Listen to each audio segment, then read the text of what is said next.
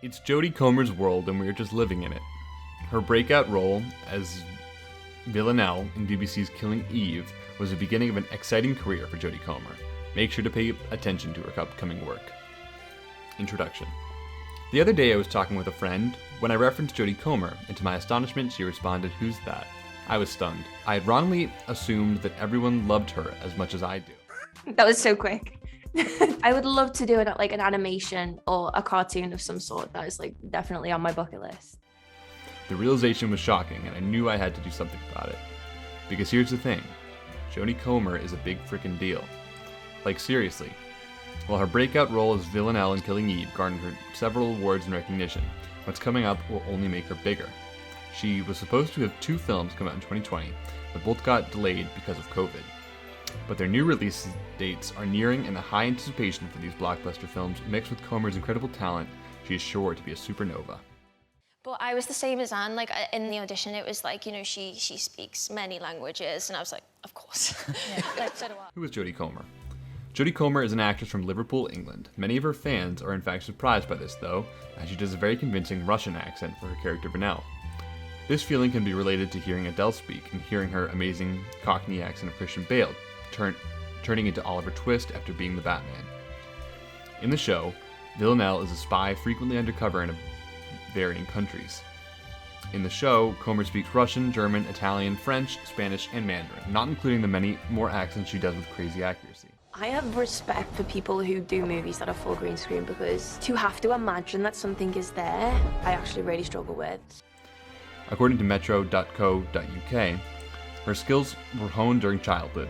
It comes from growing up. Me and my dad, if there was an advert with a silly voice on, we'd always impersonate it around the house, just joking around. She later said that when she does her own accent, she finds it harder to separate herself from the character. She does a good job at them, apparently, because she's won several awards for her portrayal of the character.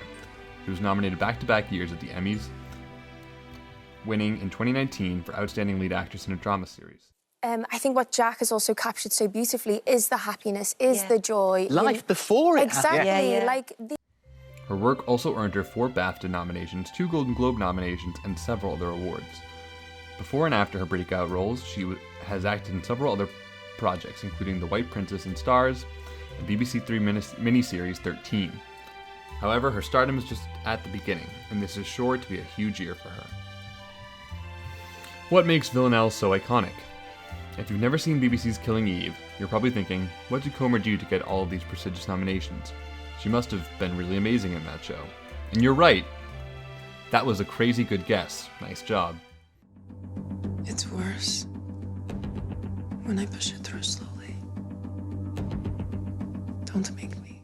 Villanelle is a Russian assassin who develops a mutual obsession with the MI6 agent Eve Polastri, played by Sandra Oh, who is chasing her. Much of the appeal of the show is the cat-and-mouse chase that happens across the world, one a killer and the other obsessed with stopping her.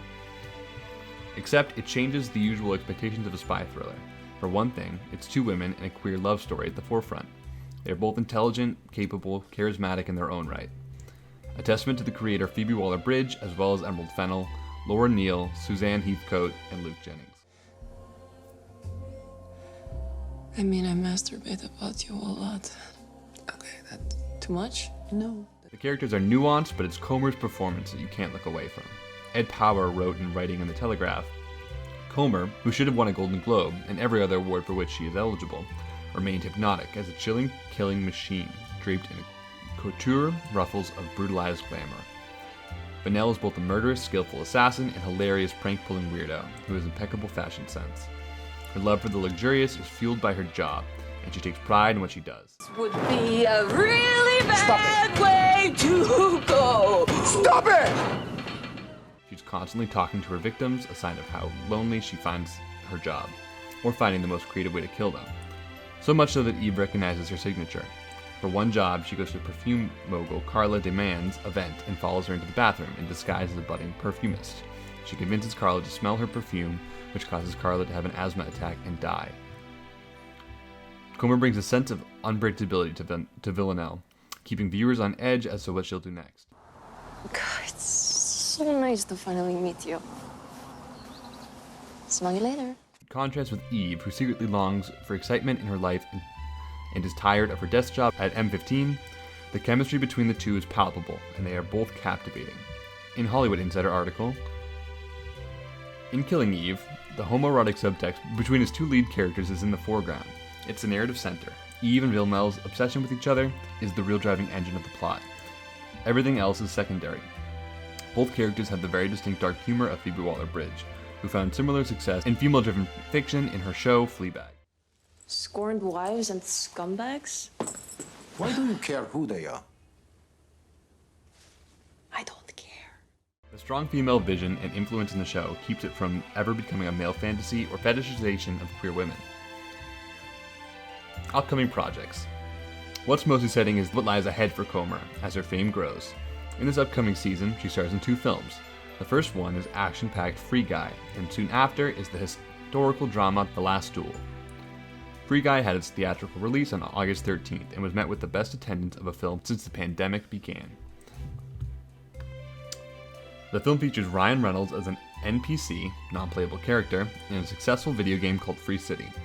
Reynolds' character, Guy, is a likable man living unaware that he is in a video game. Wait, hold on one second. Gamers, listen up. This is Benjamin Buttons here. I'm here with Guy. The guy, he's in my stash house and he's here to rob me. He sees Molotov Girl, Comer's character, walk down the street. Molotov Girl is also one of the game's creators, Millie, who accidentally inserts a programmer into the world that gives Guy the awareness that the rest of his world doesn't have.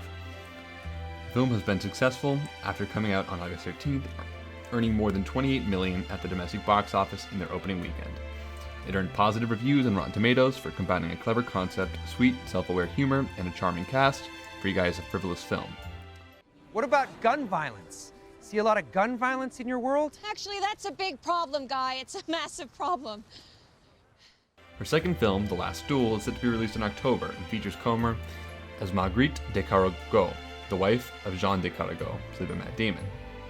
Jean's squire, Jacques Legris, Adam Driver, attacks Margot, and she courageously stands up for herself. Jean and Jacques, once friends, become enemies and go to court. The king allows the last legally sanctioned trial by combat in France. The film reunites Matt Damon with Ben Affleck, who plays a smaller role with Peter II of Alençon. The duo also wrote the film, reuniting them for their first joint screenplay since Good Will Hunting. Do you think I'd know the first thing about how hard your life has been? How you feel? Who you are? Because I read Oliver Twist. It is also directed by Ridley Scott, whose other new film, House of Gucci, will also include Driver. Rotten Tomatoes says The Last Duel is a cinematic and thought-provoking drama set in the midst of the 100 Years' War. It explores the ubiquitous power of men, the fragility of justice, and the strength and courage of one woman willing to stand alone in the service of truth. While you're waiting for your ticket to Free Guy or the release of The Last Duel, check out Jodie Comer's previous work to keep yourself entertained, or at the very least, just tally the amount of accents she can do.